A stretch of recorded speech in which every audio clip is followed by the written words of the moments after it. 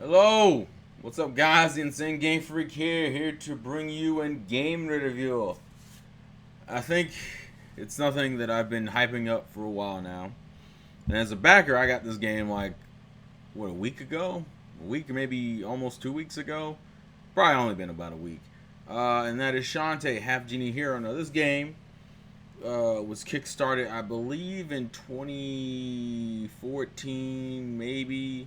Yeah, I think it was 2014 because the game was supposed to come out in 2015 and got pushed back out to this year. And even now, it's still coming out near the end of the year in December.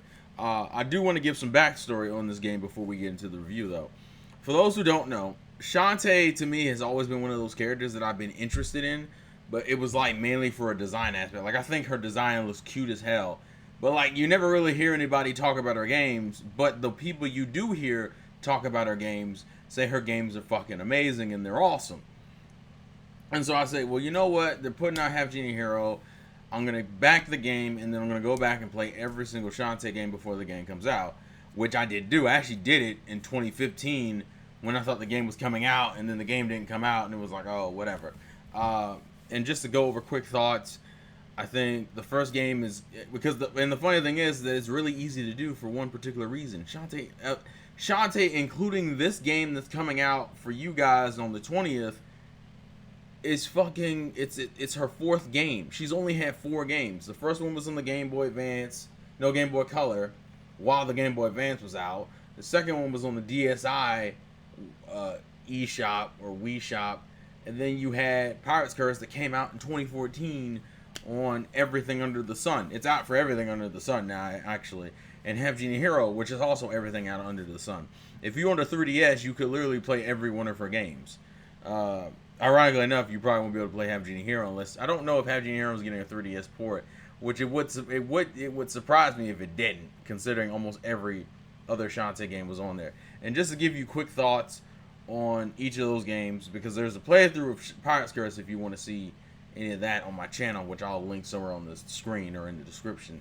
But the original one is good, but it's so fucking dated. I think the worst thing about that game is the overworld and the bullshit with the screen crunch, and how like the dungeons are good, but like I hate the mechanics. I hate how small the screen is, and that you, even if you get more decked out in the game, you really don't, like, the overworld never becomes any easier. You just have to get new transformations to cheese certain parts of it, which can still get you killed because of the way the overworld's set up. I fucking hate the overworld in the original Shantae. Risky Revenge has a lot of the stuff that I like in current Shantae. And Pirate's Curse is somewhat of a departure and an advancement at the same time. A department because it doesn't use the animal transformations, but an advancement because it has the idea of stacking abilities. Granted, Risky Revenge introduced it. I would just say Pirate's Curse just kind of furthered it. And now we have Half Genie Hero in 2016. December 20th is when it comes out officially. And then, like, I think you can get, I think the Wii U's physical version, you don't get until the 27th. So, let's talk about this game, because I have made a video about how Shantae was better than Mighty Number 9 just based off of screenshots. If the game is actually better. So, I got this game as a backer. I got the PC version, and I just got my Wii U download code, which I've only like barely started, so I can't really. This is mainly going to be from the PC games perspective. Although from what I've seen so far of the Wii U version, it seems to run almost exactly the same, with maybe a little bit longer load times because it's a console versus the PC. Whatever. So there are some relatively big changes, but for those who don't know or understand how Shantae works, Shantae is a half genie. Hence the name Half Genie Hero, but she's a half genie in every game except for Pirate's Curse. She's a half genie who is the defender of Scuttletown, which is the main town that she's in every single game. Her villainous antagonist counterpart is Risky Boots, who is a pirate chick who can sometimes be friend, but most times be foe and be a pain in her ass.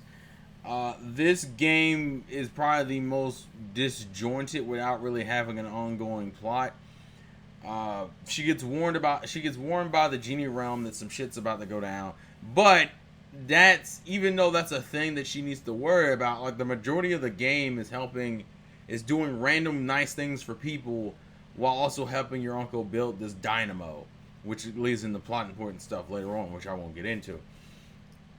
The Genie realm is only interesting because Shantae doesn't know too much about her Genie origins, and this might be a key into learning more of Genie origins. Now, at the time of this recording, the game is supposed to have some more DLC. For example, Bolo and Sky and Roddy Tops, I think, are supposed to have their own gameplay section soon.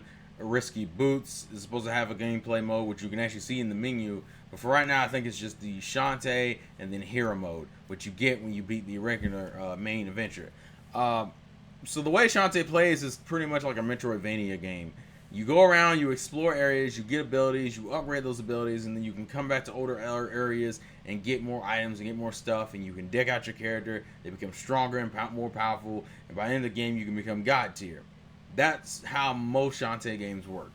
What makes Shantae slightly different is that the powers that she gets are transformation. She can transform into various different animals, which allow her to gain certain abilities. Like her monkey transformation allows you to climb on walls. Her elephant transformation allows you to break certain blocks. She can turn into a mermaid and shoot bubbles. The only thing that's slightly different is that it's like you have to get pretty much 2 upgrades for the same monster. Meaning you get the transformation to turn into them, and then you get their attacking upgrade. Meaning usually when you get almost any of her transformations, you can attack with any of them off the bat, except for maybe the elephant, because its default move is a bashing technique, like a dash bash, a bash dash. That just automatically hurts enemies. But so you're usually getting like 1 extra. You're getting the monster transformation and then an upgrade for it, and they're all like in random parts of the world. Now, to talk about the main differences between this game and like the other Shantae games, is that this one's like level based. If you play any of the other Shantae games, the way they were structured were you would run into the overworld until you got to the area. It's probably an advancement of what Pirate's Curse was. Where Pirate's Curse, you went to an area, you did like the main area, and then you got to the specific section where the dungeon was. You played the dungeon, and then you beat the boss. Now, it's also fetch quest heavy, meaning in some levels you couldn't get into the dungeon until you had like a certain item that triggered a certain event that allowed you to get into the dungeon. Like if you had rotting brains or a fucking puppy or the whole bunch of other stuff. It's very fetch quest heavy, which means the game heavily encourages that you explore shit as early as possible, because if you don't, you're gonna do a lot of backtracking in the later half of the game because you didn't just go ahead and do it in the beginning. So the way Have Genie Hero handled it and said, oh, you know what, we don't need dungeons. Well, they're not really dungeons. What I mean by that is that it's set up like a level, meaning you have about three sections to a level. You have the introduction part that reminds you of the overworld area and like a beginning part of the stage. The second part, which is a more complex area, but it's like a different part of the stage. For example, in Mermaid Falls, you start off in like outside of the waterfall where all the monsters are hanging out and attacking you. There's some underwater areas you can mess around with. And then the second half of the stage is you going inside of the actual behind the waterfall where there's like this weird workshop going on or crazy stuff. You go through that, and then the final section is like a barrel section, and then you fight a boss. Now, not every section, I'm trying to remember, I don't think every level has 3 sections. I think most of them, no, there's a lot. They all have 3 sections. It's just that some of them are different. What I mean by that is that, like, you could argue the second section is like a dungeon, but the third section fluctuates depending on the stage. For example, in Mermaid Falls, it's literally like a barrel roll game where you're sliding down this conveyor belt, and it's pretty much like Donkey Kong's minecart stages, except you're not in a minecart. You're sliding down. You have to avoid barrels and make precise jumps over gaps in the falling plane you're going through. And it's interesting. Now, and to me, I don't mind this because pretty much afterwards you beat it, you get a save. I mean, you beat the level, you save to it, and then if you're smart, you would have gotten certain dances that allow you to skip certain parts. So if you need to go back for something, like they made backtracking in this game a lot more accessible than it has been in the other games, along with saving. The one thing that sucked about saving in the older games is that depending on the game, you couldn't save until specific parts of the dungeon, meaning you had to go through a certain part of the dungeon before you had the ability to save. Here, you save after you beat a section. And then on top of that, in the beginning of the game, they give you a warp whistle, meaning pretty much it's the whistle for wrench, Sky's bird, which is the means of travel through each of the worlds, that you can call at any point in the stage and be like, hey, can you get me out of here? I need to go. I got what I needed. Like, you don't have to beat the whole stage to keep the items that you were looking for, which is great. Now to talk about some of the transformations, because a lot of them are old ones, but there are a few new ones, and some of them have changed mechanics. I'm not going to go too deep into this, but just some minor things. The monkey transformation is pretty much the same as it been in the older games. It has its climbing ability and the monkey dash. The elephant ability still has both of its techniques, except the stomp technique now has the ability to, like, crush flowers and get certain items from those flowers. The mermaid transformation works exactly the same, although it does have an extra gimmick relating to some starfish enemies that you run into later in the game, which is really fucking cool and leads into like a cool... There's a few callback moments, I would say, to Risky's Revenge specifically in this game, which actually comes in the form of another transformation you get, which is the Harpy transformation. But just like in the old games, you didn't get... In the first game, you don't get the Harpy transformation until near the end of the game, which is partially due to the fact that it kind of would cheese the majority of the game. Like, the majority of this game you can cheese, although it still controls like ass. It's slippery as fuck. You can't really walk on ground with it, although it's not really meant for ground. And it has like that weird like momentum, where it just carries momentum the more you push forward, which is a pain in the ass, which leads into some of the problems I've seen people talk about already, which is that the game has difficulty spikes. But I'll get into that in a minute. I want to finish the rest of the transformations. The new one of the new ones is the crab transformation. The crab transformation is pretty much, and this kind of gets into my issue with the transformations in general. There are certain transformations that feel like they just exist for the sake of existing, and you could have just given the ability, that extra ability, to another transformation. To give you an example, the crab transformation, the mermaid transformation, for the most part, do almost the exactly same thing, except the crab transformation has less mobility underwater. Whereas with the mermaid transformation, you can move all over the water. The crab transformation is really just limited to, for one, it's the first water transformation you get, and two, it's the only transformation that lets you cut seaweed underwater because it's small. Which means you have certain water sections that all have platforms under it, because the crab transformation can't freely swim in water. It just falls. It floats down slowly, which allows for some interesting platforming. Well, not really platforming. I don't even know what you would call it. Like underwater gameplay, but it's not really that engaging, and it just feels more slow and clunky, because the moment you get the mermaid transformation, you won't ever use the crab transformation again until you need to cut seaweed, which is annoying, because essentially you now have to go out of water of the mermaid, turn right back into the crab, and go underwater. And it works both ways. There are certain things, the mermaid has bubbles she can shoot out that can destroy certain walls, so that means if I need that, I gotta go out of the water from the crab, turn back into the mermaid, and go underwater to get through that section.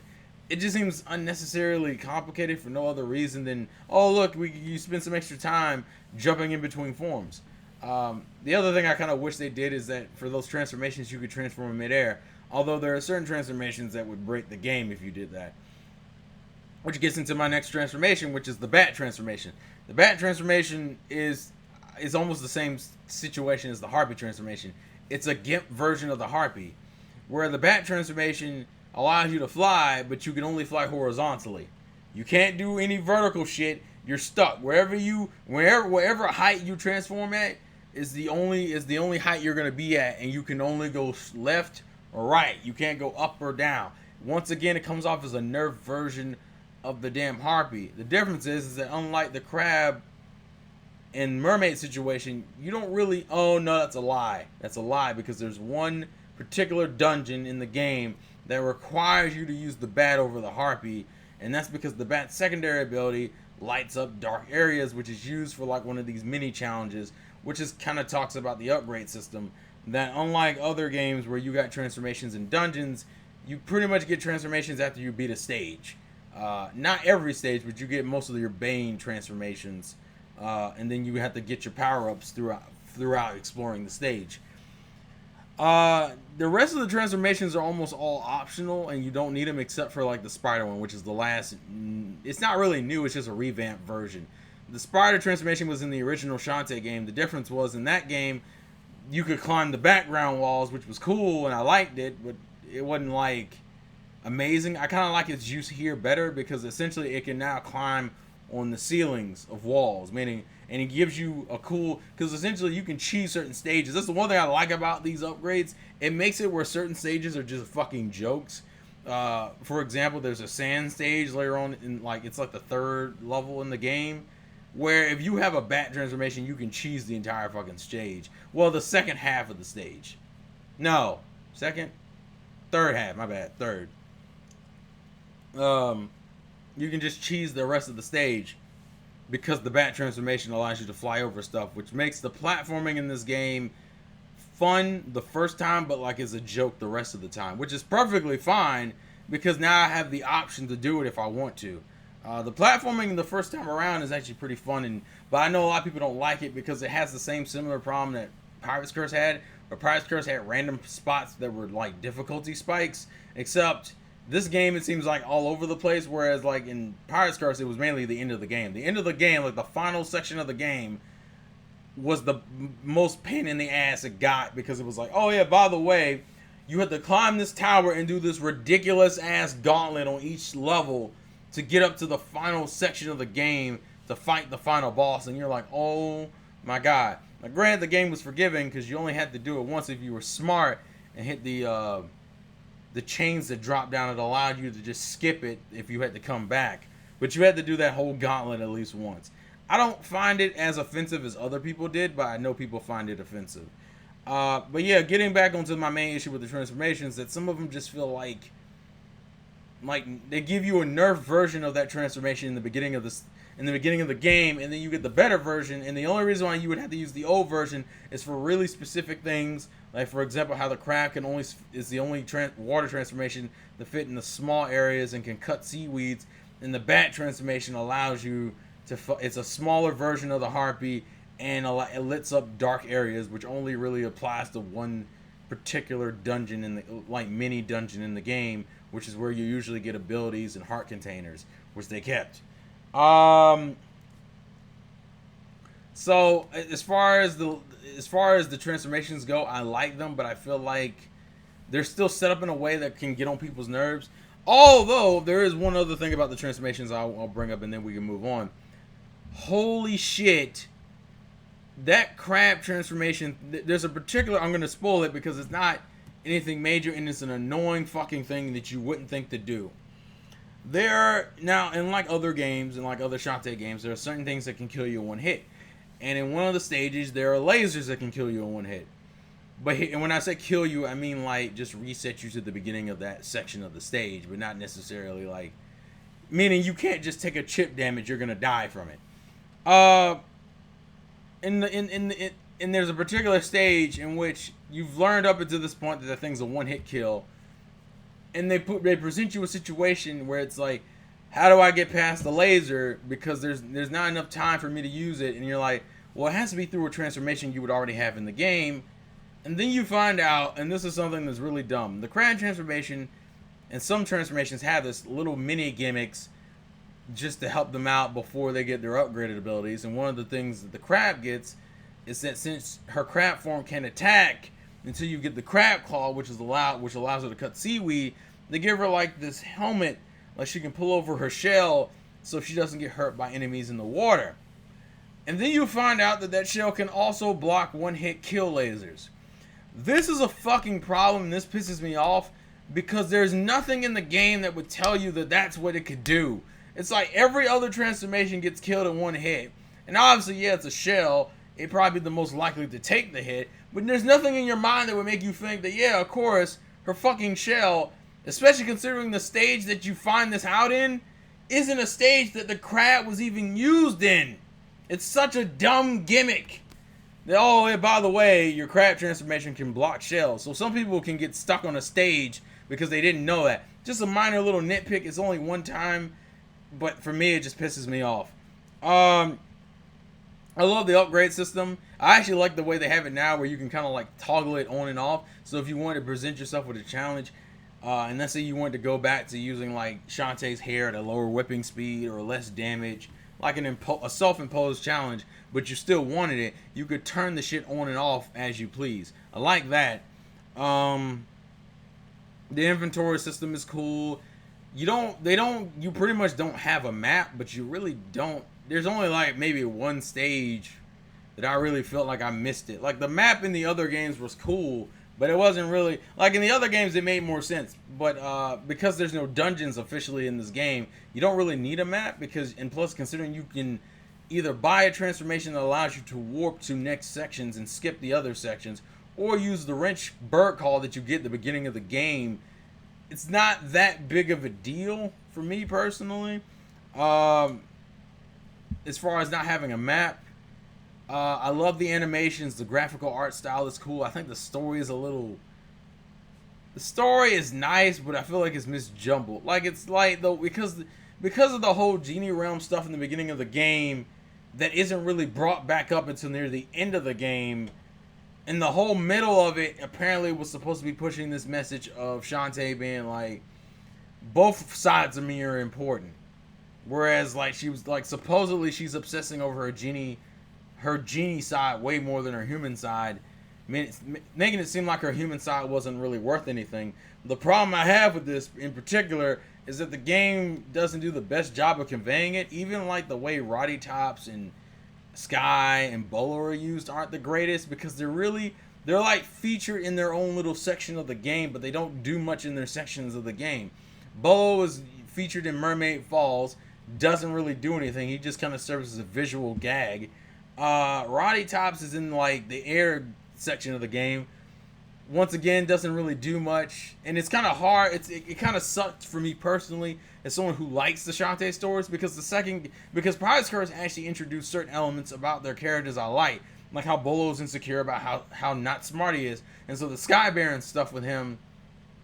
It's not Sky Baron, it's Techno Baron. The Techno Baron stuff near the end of that game was cool, or how Roddy Tops, you got kind of this cool backstory with her. First, the zombie woods that you go through, and then later on you go to pretty much hell. And you kind of got that weird backstory about her and her human form and how she feels about Shantae and shit. Like, that shit was cool as fuck to me. That kind of stuff. Sky didn't really get much other than the little gimmick about her trying to get married and her parents pushing her to marriage. Like, I feel like some of the charm with the characters was lost because the basic writing is still funny, but like they don't really get their own character specific stories as much as they did in the Pirate's Curse. To me is still better for that in terms of characterization, because Roddy Tops went from being like a pain in the ass, especially due to her actions in Risky's Revenge, versus like how she is in Pirate's Curse, where you can tell that she truly values Shantae as a friend. Sometimes she's a dick. Now granted, Roddy Tops, Bolo, and Sky are supposed to be getting their own DLC like gameplay, like where you can play as Bolo and Sky and Roddy Tops, and that might lead into cooler story stuff. But as far as the base game is concerned, I feel like they're all underutilized until maybe the near end of the game, where you get that kind of we're all friends kind of moment. Not gonna spoil it. I think the last things I can talk about are the boss fights. Shit. Okay. I get that a lot of people don't. And listen, it's not like the boss fights are bad. They're probably the easiest they've been, though. Like, the boss fights, for the most part, are pretty easy. There's no boss fight. The only challenging-ish boss fight is probably the final boss fight, which is only really challenging because you don't know what to do for a little while. Most of the boss fights in this game are easy. Actually, the stages themselves, in a lot of cases, are harder than the boss fights.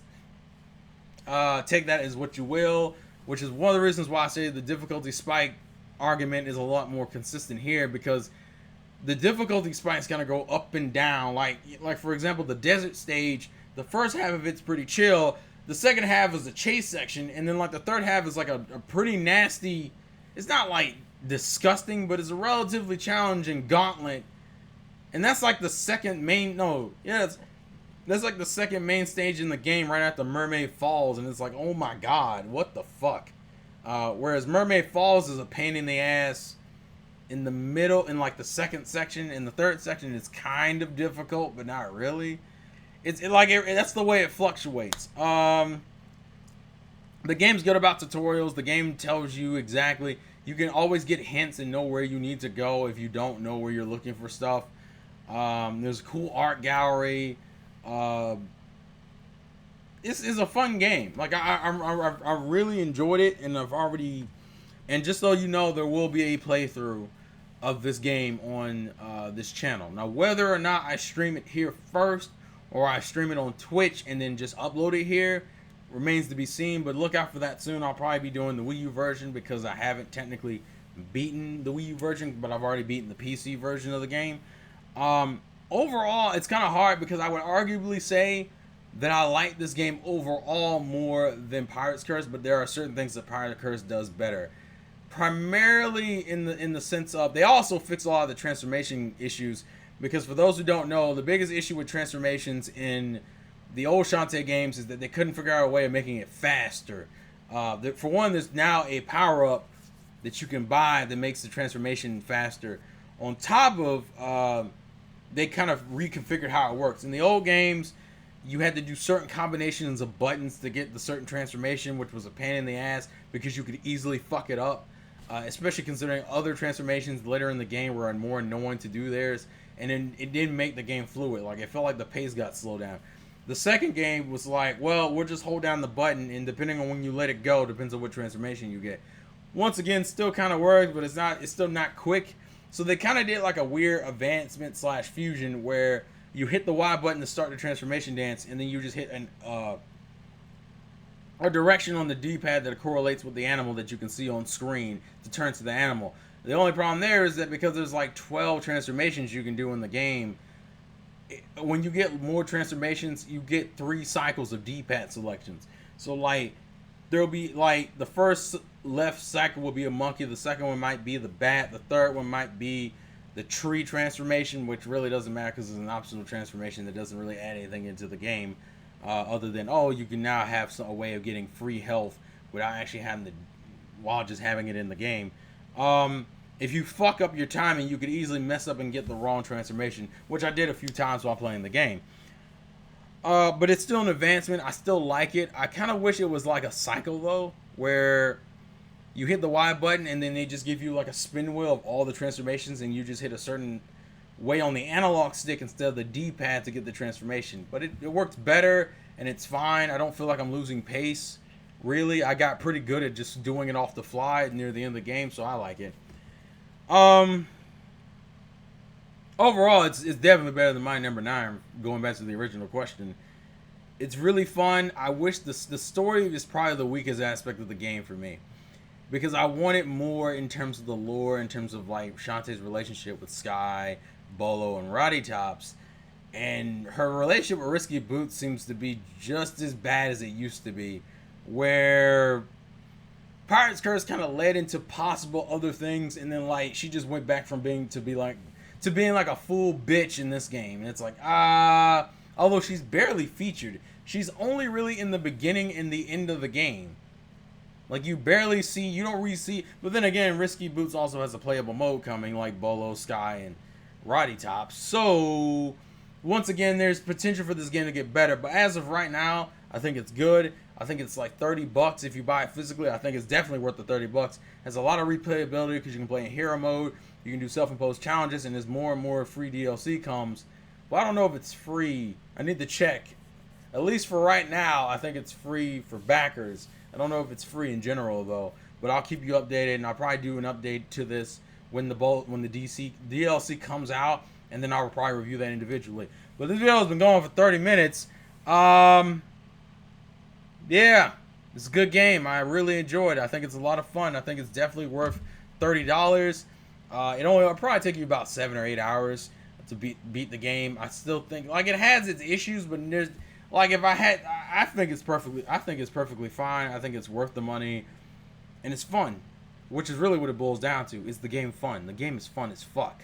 I love the upgrading my abilities, making my hair whips go faster, stronger attacks, more sub weapons. Although they need to really rethink some of the sub weapons because some of them really are worthless. Like I think that's the biggest problem with this game is they need to trim the fat on certain gameplay aspects. A lot of those transformations feel redundant because there are better versions of them that you get later in the game, and certain items you get in the game are kind of worthless. Like realistically, all you really need in the game is like the pike ball fully upgraded, maybe the fireball upgraded, and like the bubble upgraded. Everything else in terms of like extra items, the backdash I never fucking use. I still don't use. It's been in Pirate's Curse, and I was like, I never use the backdash. It's just not a fucking useful move, especially because most of the bosses you can kind of power through. But yeah, I like the game. Please tell me your thoughts and comments in the comment section below. Sorry for the long ass video. Thank you guys for watching. Life's a game, play to win. All my stuff is in the comments or on the screen. And I will catch you guys later. Peace. God damn. I whip my hair back and forth. I whip my hair back and... You kind of have to do it. I whip my hair back and forth. I whip my hair back and forth. I whip my hair back and forth.